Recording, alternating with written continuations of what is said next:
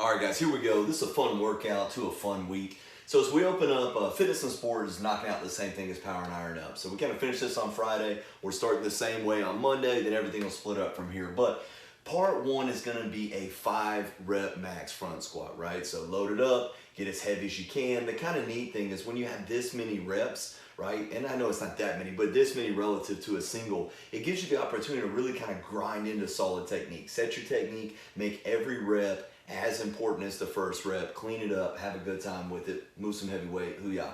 Part number 2, 4 to 5 rounds. This is a dope workout. You got single dumbbell overhead 50-foot lunge, right? And so you're gonna take that dumbbell, throw it up, set that position, lunge 25 feet down, boom, throw up the other side, lunge 25 feet down. So you can do a down and back if you want. That way you're getting back to your dumbbells for the sumo dumbbell deadlift there. So once you get back, you're gonna do as many reps as possible of a sumo dumbbell deadlift. With that, there's about 3 different ways you could do this. So you're set up on your sumo. You could go kind of super wide, toes out, right? That's gonna be one kind of adductor style. Then you could come in just a little bit and you could kind of protrude with your glutes back a little bit more, be a little bit more hamstring, or you can kind of kick the hips back and squat your way down a little bit more. It's gonna be a little bit of an adductor, quad, and hamstring. So whatever it is that you feel like you're kind of the most efficient in, make sure you get a round or 2 in like that, and then maybe you hit a round or 2 where you feel a little bit stronger. Up to you, but rest long enough to make sure that you feel strong for the overhead position, right? So if you can't stay nice and strong here, rest a little bit longer, or you could possibly use a lighter dumbbell if you have poor mobility. Either way, about a minute to a minute and a half. Part 3, 3 to 4 rounds, as many reps as possible, calf raises against the wall holding dumbbells. So I just put my forehead, spin the hat around backwards, forehead against the wall, holding, lower and back down, and I like to put a plate down so we can get the heels a little bit lower.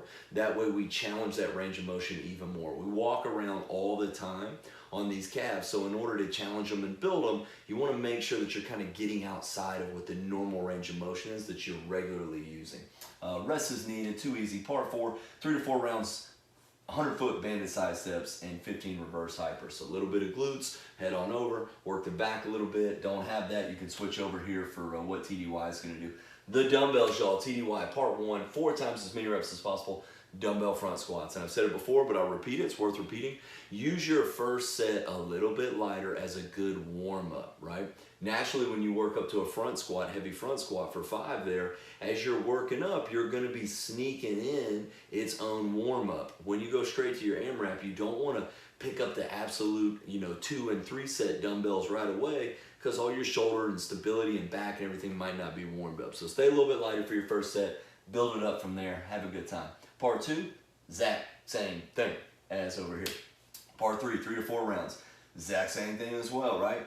Part 4, 3 to 4 rounds, a little bit different, 15 dumbbell frog pumps and 15 seated dumbbell deadlifts. Head over to the MHT Daily IG right after this to check it out. Too easy, lag of muscle all around, mobility majors. Make sure you guys are mobilizing. Have a great week, have a great workout. Hoo-yah, never quit.